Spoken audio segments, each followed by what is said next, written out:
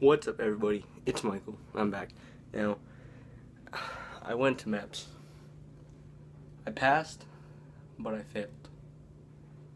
Now, what that means is my leg, my doctor's like, the doctor I saw, he's like, oh, I have one myself. Don't worry about it. I'm not going to disqualify you for it. And he's like, you're fine. I know what they are. So, don't worry about it. You're good to go. That's what he said. First visit was. So I passed everything else, passed physical, passed duck walks, passed everything.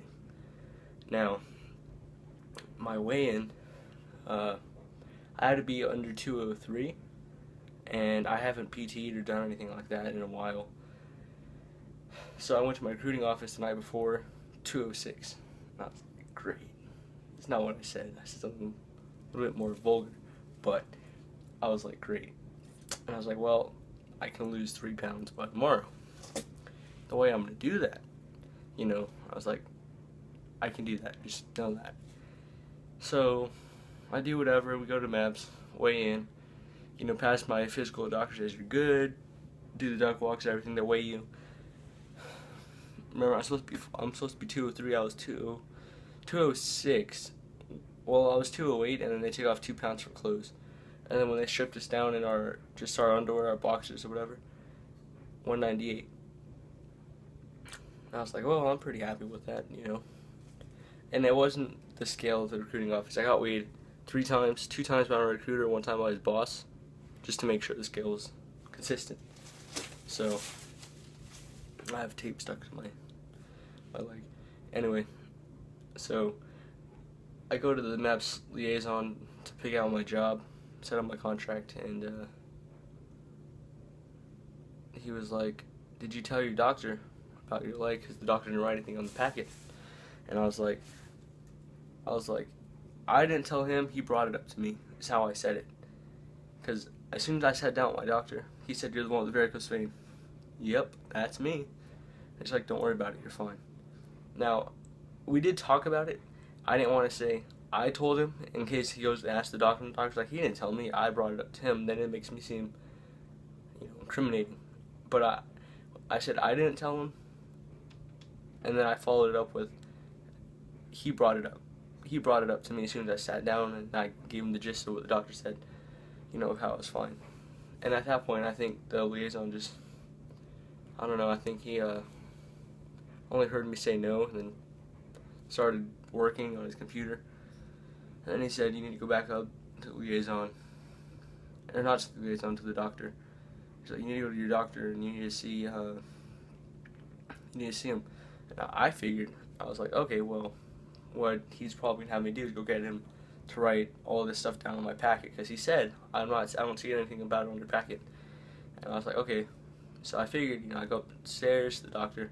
He writes what I need on the packet, says I'm good to go downstairs, pick up my job, swearing. Funny thing is, I would have sworn at 2:30 that day. They said, yeah, he'll swear in at 14:30. He's right here next to me. He's on the phone. And go to my doctor's. He's like, this is stupid. Well, I didn't go up right away. I was told to sit down. And I waited for about 10 minutes, and the liaison, the master sergeant, went upstairs and talked to the doctor. And he sent me up, and he's like, the doctor's waiting for you upstairs. I go upstairs, the doctor's like, yeah, this is stupid, they're making me disqualify you for this. He's like, if it was up to me personally, I wouldn't disqualify you for this, because I know what it is. I've had them for 60 years, and I know that they're nothing. But he wrote recommend waiver, passed everything else.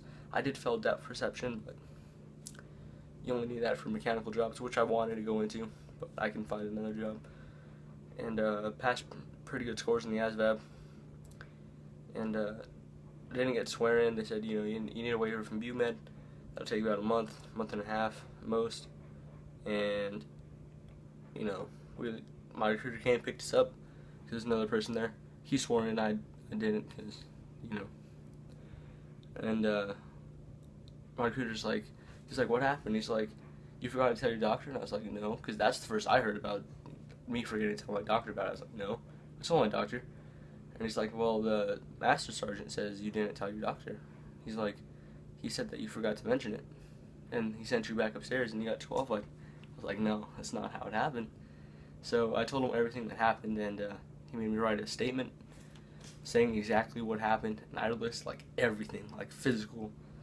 You know, I was dumb. I should have went and gotten a chaperone. If the chaperone was there, he would have been witness to me telling the doctor in the first place. So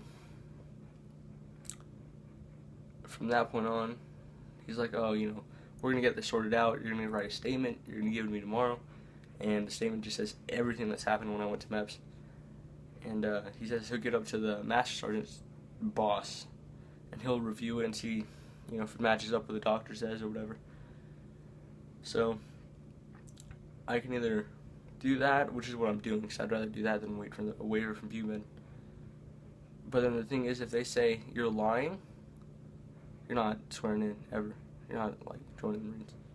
But the thing is, if I was gonna lie about it, I would have lied about it in the beginning. You know, I wouldn't wait till the doctor says I'm good to go. And especially when I had to wait like 3 or 4 months for my waiver to go to MEPS. So, you know, it's kind of a common sense thing there. Because, you know, 3 to 4 months to go to MEPS, wait. Oh, you know, I waited. BUMED sends me a waiver.